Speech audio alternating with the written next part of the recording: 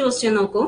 In ratio analysis earning power is the rate of earning power is the ratio of. In ratio analysis, earning power is the ratio of net profit after taxes and sales, sales and investments, sales and total assets, net profit after taxes and total asset. ഇതിൽ ഏതാണ് answer വരുന്നത്? Earning power ratio. നമ്മൾ പഠിച്ചിട്ടുണ്ടോ earning power ratio എന്ന് പറയുന്നത്? ആർക്കെങ്കിലും അറിയാവോ answer?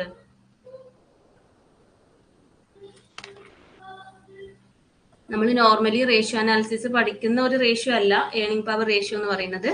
ഇതിന്റെ ആൻസർ വരുന്നത് ഡി ആണ് കേട്ടോ. ഓക്കെ, ഡി ആണ്. പക്ഷെ അതിലും ഒരു ചെറിയ മിസ്റ്റേക്ക് വന്നിട്ടുണ്ട്. ഏർണിംഗ് പവർ റേഷ്യോ എന്ന് പറയുന്നത് നമ്മൾ പ്രോഫിറ്റബിലിറ്റി റേഷ്യോസ് പഠിക്കുന്നില്ലേ? അതായത് gross profit ratio, net profit ratio, operating ratio, profitability ratios നമ്മൾ പഠിച്ചിട്ടുണ്ട്. അതിൽ വരുന്ന ഒരു റേഷ്യോ ആണ് ഏർണിംഗ് പവർ റേഷ്യോ എന്ന് പറയുന്നത്.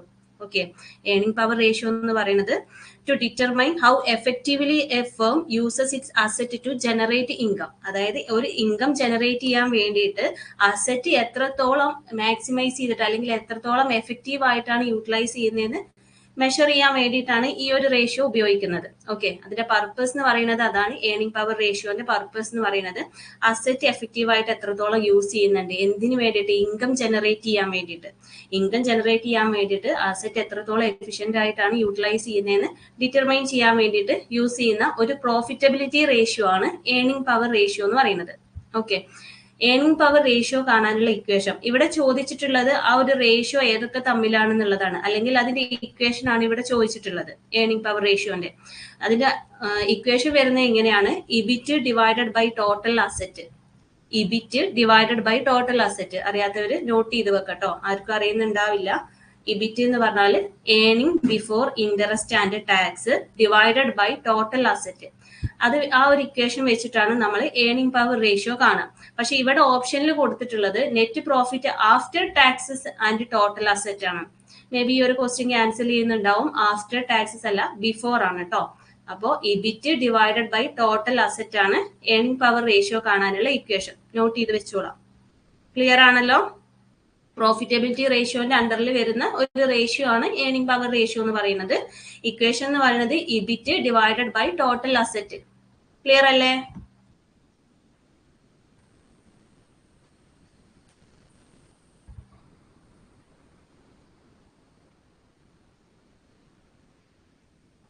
ഓക്കെ അല്ലേ? അടുത്ത പറഞ്ഞോട്ടെ.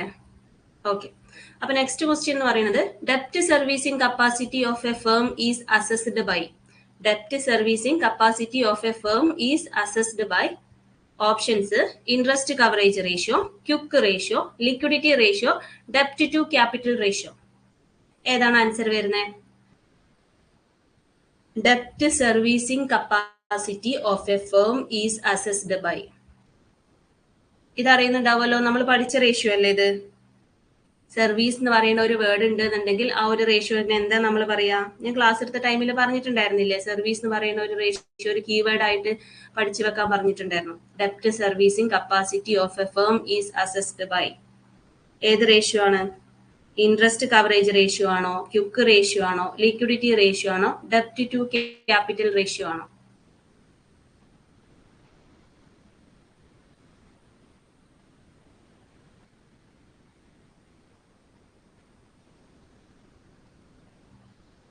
അതെ, ഇൻട്രസ്റ്റ് കവറേജ് റേഷ്യോ അല്ലെ, അല്ലെങ്കിൽ എന്ത് പറയാം, ഡെപ്റ്റ് കവറേജ് റേഷ്യോ. നമ്മൾ പഠിച്ചതല്ലേ ഇൻട്രസ്റ്റ് കവറേജ് റേഷ്യോ അല്ലെങ്കിൽ ഡെപ്റ്റ് കവറേജ് റേഷ്യോ എന്ന് പറയാം. ഓക്കെ, ഇനി ക്വിക്ക് റേഷ്യോ എന്ന് പറഞ്ഞാൽ എന്താണ്? ക്വിക്ക് റേഷ്യോ കാണാനുള്ള ഇക്വേഷൻ അല്ലെങ്കിൽ ഏതൊക്കെ തമ്മിലുള്ള റേഷ്യോ ആണ് ക്വിക്ക് റേഷ്യോ എന്ന് പറയുന്നത്?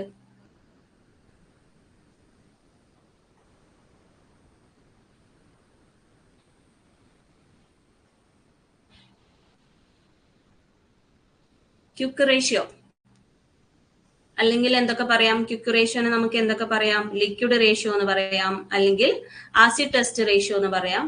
ഏതൊക്കെ തമ്മിലുള്ള റേഷ്യോ ആണ് നമ്മൾ അവിടെ കാണുന്നത് ക്വിക്ക് റേഷ്യോയില്? ഈ ഒരു ക്വസ്റ്റ്യൻ പേപ്പറിൽ 4 or 5 ക്വസ്റ്റ്യൻ വന്നിട്ടുണ്ട് കേട്ടോ റേഷ്യോന്റെ ഭാഗത്തുനിന്ന്. കറണ്ട് അസറ്റും കറണ്ട് ലയബിലിറ്റി ആണോ ശാലിനി?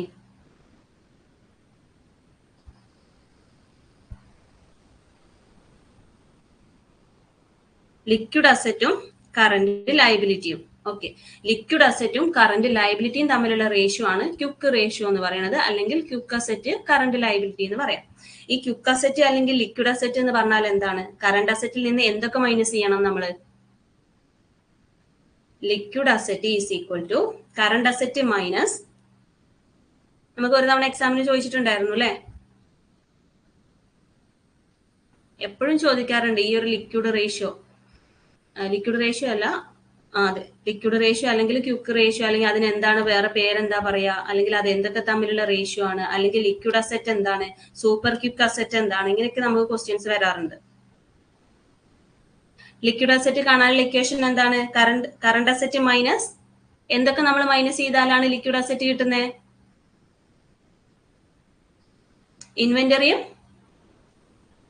ഇൻവെന്ററിയും പ്രീപെയ്ഡ് എക്സ്പെൻസും. Liquid asset is equal to current asset minus inventory and prepaid expense. ഇൻവെന്ററിയും പ്രീപെയ്ഡ് എക്സ്പെൻസും മൈനസ് ചെയ്താലാണ് നമുക്ക് എന്ത് കിട്ടുക? ക്യുക്ക് അസറ്റ് കിട്ടുക, അല്ലെങ്കിൽ ലിക്വിഡ് അസറ്റ് കിട്ടുക. അപ്പൊ അങ്ങനെയുള്ള liquid asset divided by current liability ആണ് എന്ത് കാണാനുള്ള ഇക്വേഷൻ? ക്യുക്ക് റേഷ്യോ കാണാനുള്ള ഇക്വേഷൻ. ഓക്കെ, അപ്പൊ അങ്ങനെയാണെന്നുണ്ടെങ്കിൽ ലിക്വിഡിറ്റി റേഷ്യോ എന്ന് പറഞ്ഞാൽ എന്താണ്? എന്തിനു വേണ്ടിയിട്ടാണ് നമ്മൾ ലിക്വിഡിറ്റി റേഷ്യോ യൂസ് ചെയ്യുന്നത്? ലിക്വിഡിറ്റി റേഷ്യോ നമ്മൾ എന്തിനു വേണ്ടിയിട്ടാണ് യൂസ് ചെയ്യുന്നത്? എന്ത് മെഷർ ചെയ്യാൻ വേണ്ടിയിട്ടാണ് ലിക്വിഡിറ്റി റേഷ്യോ നമ്മൾ യൂസ് ചെയ്യുന്നത്?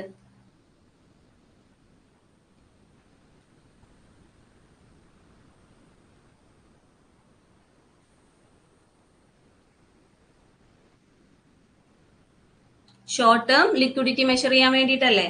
അതെ, ഷോർട്ട് ടേം ലിക്വിഡിറ്റി മെഷർ ചെയ്യാൻ വേണ്ടിയിട്ടാണ് നമ്മൾ ലിക്വിഡിറ്റി റേഷ്യോ യൂസ് ചെയ്യുന്നത്. അതിന്റെ അണ്ടറിൽ വരുന്ന റേഷ്യോസ് ആണ് ഏതൊക്കെ? കറന്റ് റേഷ്യോ, ക്യുക്ക് റേഷ്യോ എന്നൊക്കെ പറയുന്നത്. കറന്റ് റേഷ്യോ അല്ലെങ്കിൽ ക്യുക്ക് റേഷ്യോ എന്നൊക്കെ പറയുന്നത് ലിക്വിഡിറ്റി റേഷ്യോന്റെ അണ്ടറിൽ വരുന്ന ഒരു റേഷ്യോ ആണ്. ഓക്കെ, ഇനി next question. The ratio indicates the speed with which accounts receivable is being collected.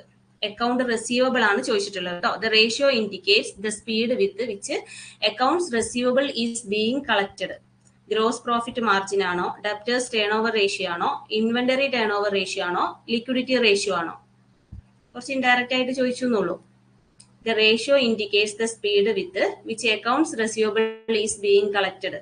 Account receivable ആവുമ്പോൾ ആരുമായിട്ട് റിലേറ്റ് ചെയ്ത് വരുന്നതാണ് അക്കൗണ്ട് റിസീവബിൾ എന്ന് ആലോചിച്ചാൽ പോരെ? അക്കൗണ്ട് റിസീവബിൾ എന്ന് പറഞ്ഞാൽ എന്താണ്? നമുക്ക് കിട്ടാനുള്ള എമൗണ്ട് അല്ലെ, ഡ്യൂ ആയിട്ടുള്ള എമൗണ്ട്. അങ്ങനെയാവുമ്പോൾ നമ്മൾ ആരുമായിട്ട് റിലേറ്റ് ചെയ്യണം? അക്കൗണ്ട് റിസീവബിൾ എന്ന് പറയുമ്പോൾ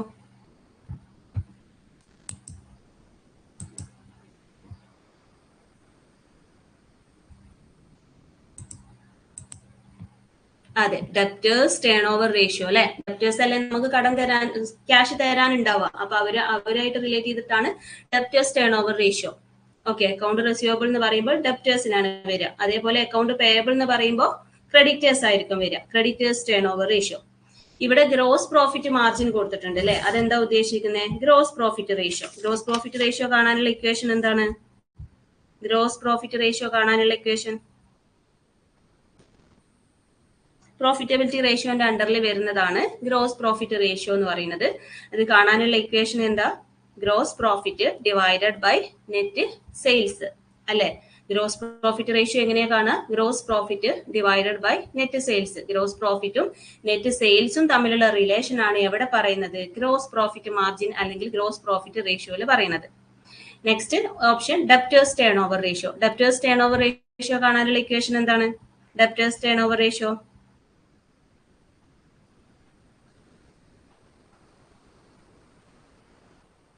സ്പീഡ് കൂടുന്നുണ്ടെങ്കിൽ പറയാട്ടോ. ഡെപ്റ്റേഴ്സ് ടേൺ ഓവർ റേഷ്യോ കാണാനുള്ള equation.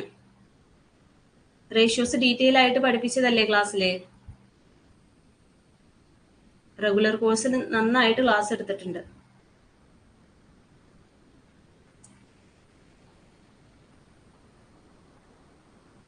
Debtors turnover ratio കാണാനുള്ള ഇക്വേഷൻ എന്താ ഒന്നും പറയാത്തെ?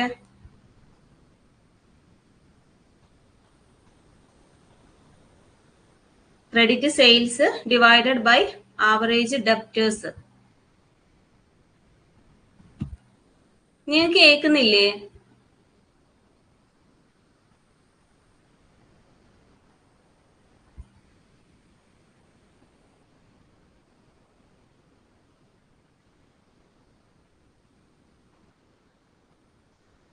എന്താ ആരും റിപ്ലൈ ചെയ്യാത്ത? അറിയാത്തോണ്ടാണോ അതോ കേൾക്കാത്തോണ്ടാണോ?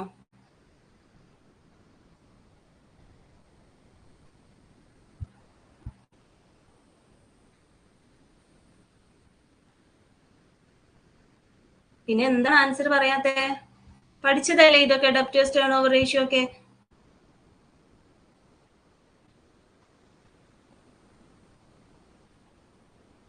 ഡെപ്റ്റേഴ്സ് ടേൺ ഓവർ റേഷ്യോ കാണാനുള്ള equation credit sales divided by average debtors.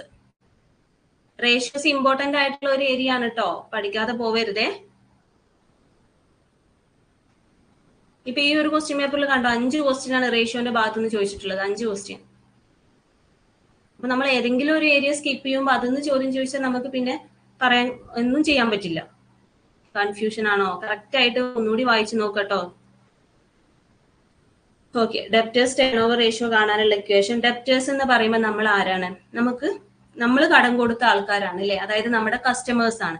കസ്റ്റമേഴ്സിന് നമ്മൾ എന്താ ചെയ്യുക? സെയിൽ അല്ലേ ചെയ്യുക. നമ്മൾ സെയിൽ ചെയ്യുമ്പോഴല്ലേ അവർ നമ്മളെ കസ്റ്റമർ ആയിട്ട് മാറുന്നത്. അപ്പോൾ സെയിൽ പറയാ, ഡെപ്റ്റേഴ്സുമായിട്ട് റിലേറ്റ് ചെയ്ത് വരുന്നത് സെയിലാണ്. അപ്പൊ ക്രെഡിറ്റ് സെയിലാണ് ഇക്വേഷനിൽ മുകളിൽ വരിക. ക്രെഡിറ്റ് സെയിൽ ഡിവൈഡഡ് ബൈ താഴെ നേരെ ആവറേജ് ഡെപ്റ്റേഴ്സ് തന്നെ വരും. ഓക്കെ, ഇനി അതേപോലെ ഇൻവെന്ററി ടേൺ ഓവർ ആണ് അടുത്തത്. ഇൻവെന്ററി ടേൺ ഓവർ റേഷ്യോ കാണാനുള്ള ഇക്വേഷൻ എന്താണ്? ഇൻവെന്ററി ടേൺ ഓവർ റേഷ്യോ കാണാനുള്ള ഇക്വേഷൻ, ഇൻവെന്ററി എന്ന് പറഞ്ഞാൽ സ്റ്റോക്ക് അല്ലെ. അപ്പൊ എന്താ വരിക? Cost of goods sold divided by average inventory. ആ മുകളിലത്തെ കാര്യം മാത്രം നോക്കിയാൽ മതി. Cost of goods sold divided by average inventory ആണ് ഇൻവെന്ററി ടേൺ ഓവർ റേഷ്യോ കാണാനുള്ള ഇക്വേഷൻ. പിന്നെ പറയുന്നത് ലിക്വിഡിറ്റി റേഷ്യോ. ലിക്വിഡിറ്റി റേഷ്യോ നമ്മൾ പറഞ്ഞില്ലേ, ഷോർട്ട് ടേം സോൾവൻസി കാണാൻ വേണ്ടിയിട്ട് യൂസ് ചെയ്യുന്ന റേഷ്യോ ആണ് ലിക്വിഡിറ്റി റേഷ്യോ എന്ന് പറയുന്നത്. ഈ ഡെപ്റ്റേഴ്സ് ടേൺ ഓവർ റേഷ്യോ അല്ലെങ്കിൽ inventory turnover ratio, creditors turnover ratio, ഇതൊക്കെ ഏതിന്റെ അണ്ടറിൽ വരുന്ന റേഷ്യോസ് ആണ്? ഏതിന്റെ അണ്ടറിൽ വരുന്ന റേഷ്യോസ് ആണ്? പ്രോഫിറ്റബിലിറ്റി റേഷ്യോ ആണോ, ലിക്വിഡിറ്റി റേഷ്യോ ആണോ, ലിവറേജ് റേഷ്യോ ആണോ, ആക്ടിവിറ്റി റേഷ്യോ ആണോ? ഇതിൽ ഏതിന്റെ അണ്ടറിൽ വരുന്നതാണ് ഈ ടേൺ ഓവർ റേഷ്യോസ് ഒക്കെ?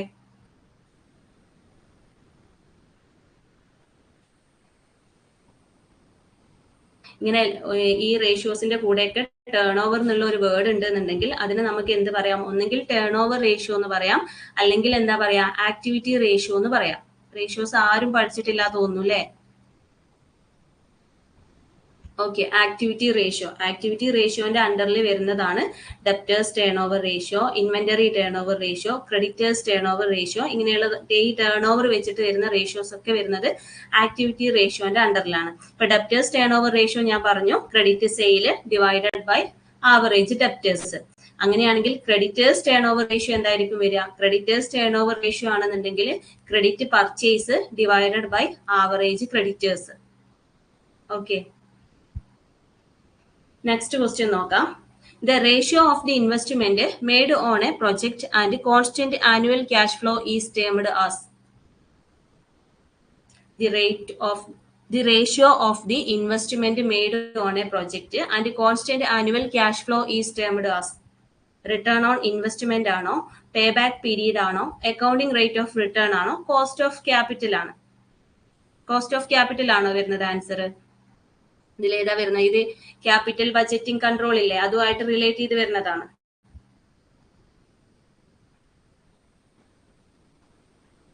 കോൺസ്റ്റന്റ് ആനുവൽ ക്യാഷ് ഫ്ലോ ഏതെങ്കിലും ഒരു ഇക്വേഷനിൽ വരുന്നുണ്ടാവും.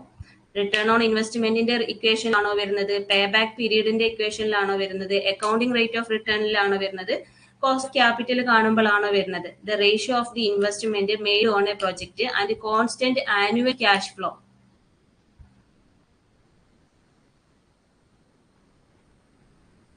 അതിന്റെ ആൻസർ വരുന്നത് പേ ബാക്ക് പീരീഡ് ആണ് കേട്ടോ. പേ ബാക്ക് പീരീഡ് കാണാനുള്ള ഇക്വേഷൻ എന്താണ്?